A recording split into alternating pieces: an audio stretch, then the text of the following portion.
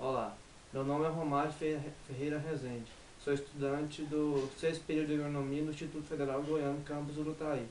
Eu vou falar um pouco sobre as doenças do alho. O alho sativo da família Liliaceae, a mesa da cebola e da cebolinha, é uma planta sexuada que se propaga através do plantio dos bulbídeos ou dentes. Caracteriza-se por um bulbo arredondado, conhecido como cabeça, composto por 10 a 12 dentes, envoltos por uma casca que pode ser branca, rosada ou roxa. Do bulbo desenvolve-se um talo longo e fino, e que no seu extremo localiza uma flor.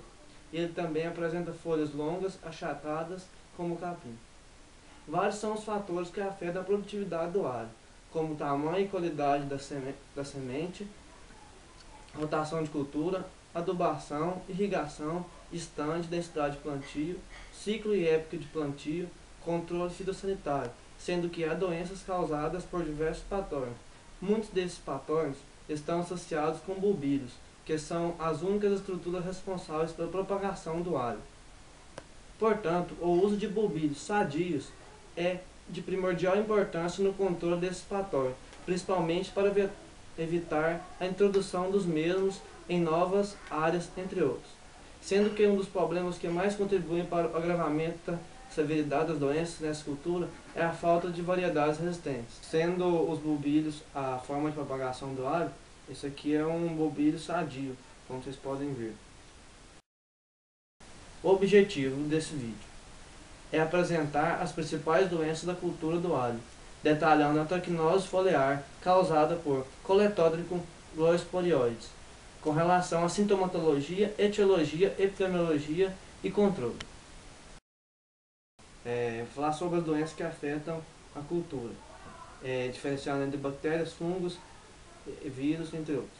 As principais doenças da cultura do alho são as doenças causadas por bactérias, que é a podridão bacteriana, Erwinia carotovora, subespécie carotovora. Doenças causadas por fungos, que é a mancha púrpura, que é a Alternaria porro, ferrugem, Fucsinia porre, antracnose foliar, cachorro quente ou mal de 7 voltas. Ou seja, essa antracnose pode ter esses 3 nomes comuns. E o fungo é a Glomerella cingulata, e Coletótrichum gloeosporioides, subespécie Ceparia. Míldio, Peronospora destructor, antracnose da cebola branca, Coletótrichum circinensis, sinônima Coletótrichum damatium, subespécie circinensis. E Vermicularia circinensis. Podridão branca, que é de Sclerotium sepivorum, tombamento ou dump-off causado por Rhizoctone principalmente. Doença causada por vírus, mosaico do alho, que é o potivírus. Doença causada por nematóides, nematóide espiralado, Helicotylencos de Stella. Antracnose foliar, cachorro quente ou mal de 7 voltas, que é causado por Coletótrichum gloeosporioides, subespécie Ceparia, é um fungo que tem que é o agente causador da antracnose do alho e tem como teleomorfo, ou seja, a fase sexuada, Glomerella cingulata. Essa doença é capaz de provocar severas perdas na cultura do alho. Esta tem distribuição mundial, porém os maiores danos ocorrem nas regiões tropicais e subtropicais, devido às temperaturas mais altas. Quase todas as regiões produtoras de alho do Brasil são afetadas pela doença. O Coletótrichum gloeosporioides é um patógeno onívoro, com um amplo círculo de hospedeiros e, além de atacar praticamente todas as variedades comerciais de alho, ataca também diversas ervas daninhas, vegetais, trevo, alfafa e entre outros hospedeiros. Sintomas. São típicos da doença o recurvado e o rolamento das folhas. Ataques severos da doença podem provocar perdas de 50% a 100% dos rendimentos em campo. Sintomas nas folhas: é retorcido, curvado e clorose destas. Ocasionalmente podem ocorrer lesões brancas, ovais e deprimidas na bainha ou na lâmina foliar, nas quais podem ou não aparecer acervos com massa rosácea de conídeos. Os bulbos apresentam-se delgados e podem apodrecer durante o amadurecimento antes da colheita. As raízes atrofiam-se, provocando a morte das plantas. Etiologia: em 1961, o agente causal dessa doença foi identificado como sendo coletótrico cardoniano, que é sinônimo de coletótrico esporioides. Em 1979, após ter demonstrado na Exalc Piracicaba que o fungo que infectava essa cebola tinha especificidade de hospedeiro, ou sendo o mesmo que ocorre em outras culturas.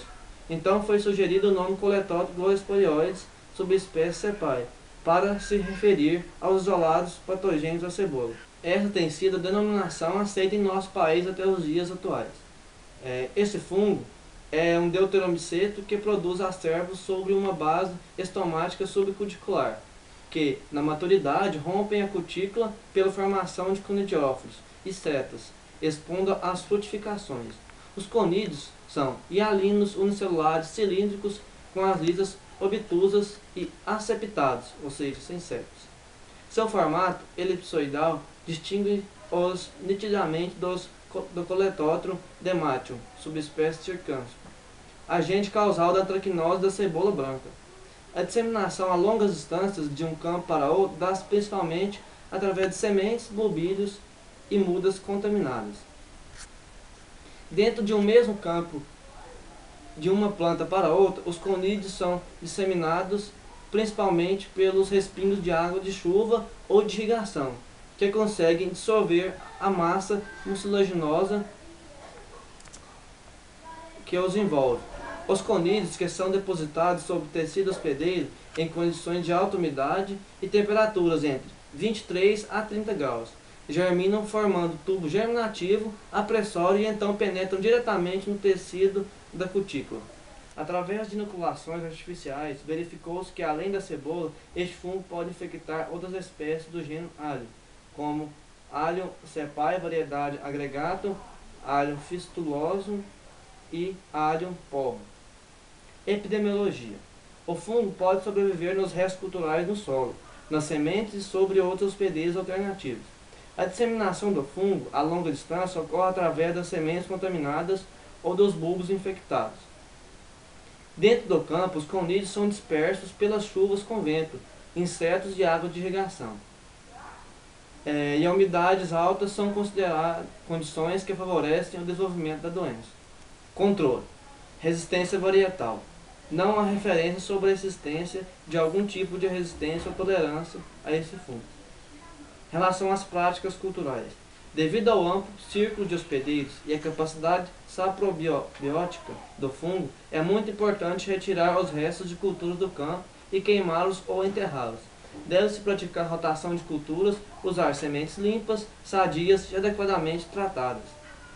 Plantar em solos bem drenados, evitando o adensamento de plantas e irrigar apenas quando necessário para evitar excesso de umidade. Controle químico: deve começar pelo tratamento das sementes com fungicidas sistêmicos e continuar com pulverizações no campo usando fungicidas protetores ou sistêmicos.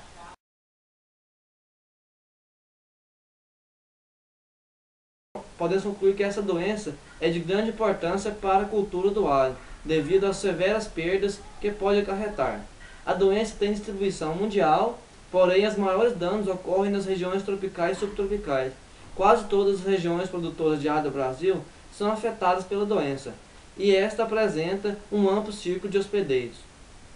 E além de atacar praticamente todas as variedades comerciais de alho, ataca também diversas plantas daninhas, e entre outras plantas presentes onde é cultivado o alho. A resistência varietal também é um problema, pois não há referência sobre a existência de algum tipo de resistência ou tolerância a esse patógeno. Obrigado.